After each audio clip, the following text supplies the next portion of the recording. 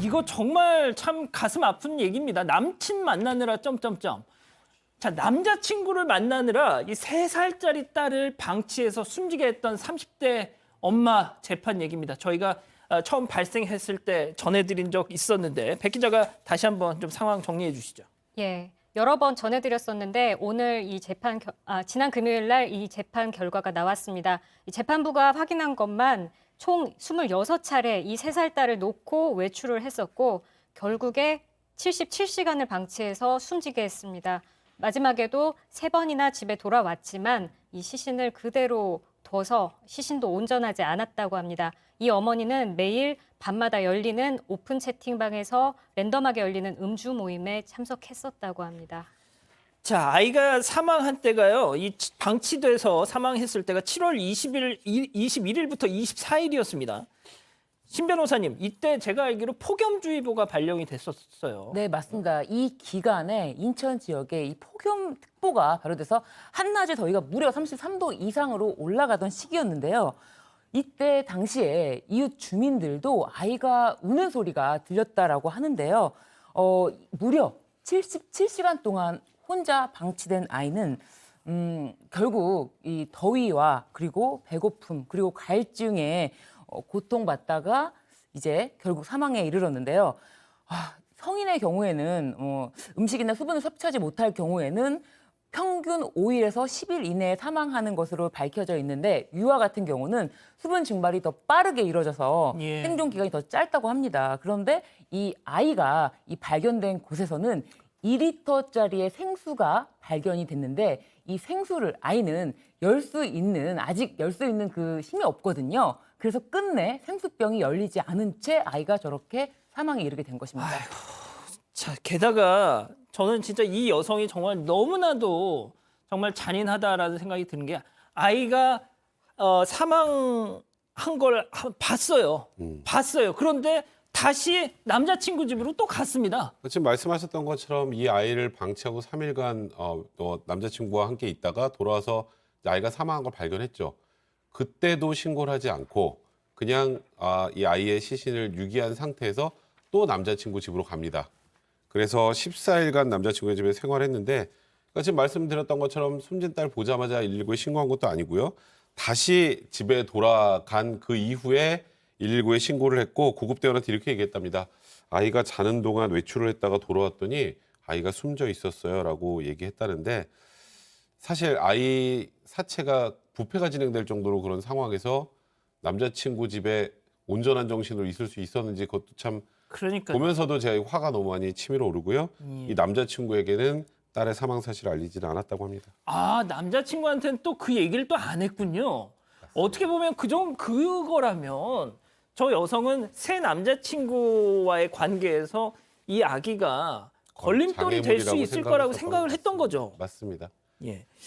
자, 백 기자. 그러면은 이게 아마 이런 식의 방치 처음이 아니었을 것 같아요. 네, 굉장히 상습적이었습니다. 무려 26차례 이 짧은 기간 동안 한 달 반이 안 되는 기간인데요. 이때 26차례에 걸쳐서 유기를 했었는데 날짜를 세보면 29일 동안 27일 동안 외박을 했었다고 합니다. 이 기간 동안 아이와 밤에 같이 잠을 잔 거는 이틀뿐이었습니다. 자, 승 의원님. 네. 저는 더 이 사건이 충격적인 게 자, 정말 뭐 아이가 싫어가지고 아이가 새 남자친구와의 관계에서 걸림돌이 될 것 같아서 이 아이를 뭐 이렇게 했다고 쳐요. 자, 그런데 더 저는 그 순수성마저도 저는 의심을 하게 된 계기가 있었던 게 새 남자친구와의 사이에서 새 아이를 임신을 했답니다, 지금. 그러니까 이 부분들이 이런 어떤 아동 학대 사건을 보면 도대체 왜 이렇게 천지분간이 안 되고 진짜 이런 행동까지 해야 될 것인가에 대한 진지한 고민이 있었는데 지금 이 피고인에게 국가는 한 달에 145만 원이라는 비용을 지급합니다.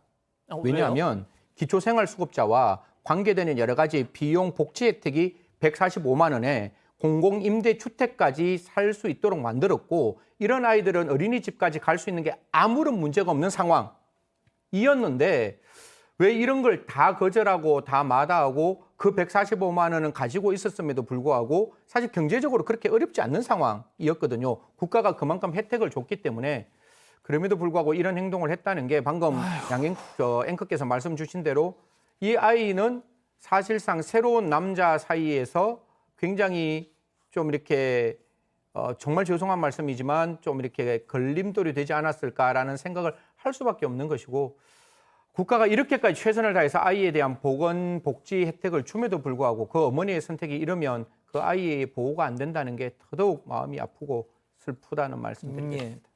자, 신 변호사님, 재판부도 당연히 엄벌을 선고했겠죠? 네, 맞습니다. 그런데 이 여성이 끝까지 자신은 살인의 고의가 없었다. 이거는 전혀 사망의 결과를 뭐 예견할 수도 없었고 인식할 수도 없었다라면서 고의를 부정했는데요. 재판부는 이 여성의 이런 항변을 받아주지 않고 이 아동학대 살해죄를 인정하였고요. 그리고 무려 26차례나 이렇게 유기하지 않았습니까? 그래서 상습을 인정해서 상습, 유기, 방임 인정하고요. 그리고 죽은 아이를 그냥 두고 또 나갔지 않았습니까? 그래서 이에 대해서는 사체 유기죄 혐의로 다 인정을 해서 징역 20년을 선고했습니다.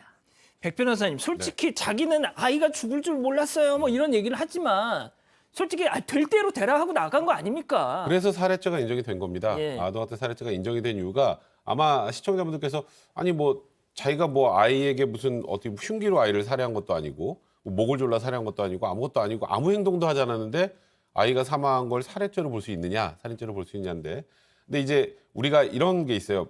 그러니까 아무것도 하지 않아도 지금 이 대상을 내가 보호할 의무가 있는 사람은 예. 그 의무를 제대로 이행하지 않아서 이 사람이 이제 피해자가 사망하게 되면 그 경우에 아무것도 하지 않아도 살인죄가 인정이 됩니다. 그걸 부작위범이라고 하는데 예. 3일 동안 3살짜리 아이를 방치하면 충분히 사망할 수 있을 거라는 미필 조건은 당연히 있습니다. 당연하죠. 그렇기 때문에 재판부도 아동학대 살해죄를 정한 것으로 보입니다. 자, 그런데 왜 하필 20년밖에 선고를 안 하느냐고 지금 우리 가족 여러분들은 펄펄 지금 끓고 있어요. 뭐 개인적으로 아동 처리 특례법상 아동 학대 치사밖에 없고 요번에 아동 학대 살인죄가 들어갔고 그 아동 학대 살인죄가 일반 살인죄보다 분명히 높게끔 되어 있다라는 점을 고려한다면 이 아이가 받았던 충격과 이 아이가 받았던 그 공포 그런 걸 생각하면 분명히 형이 더 나와야 되는데 법원은 여기에 대해서 이런 이유로 이 여성이 감경이 되어야 한다라고 이야기하는데 그 두 가지가 어떤 이유요? 이 여성의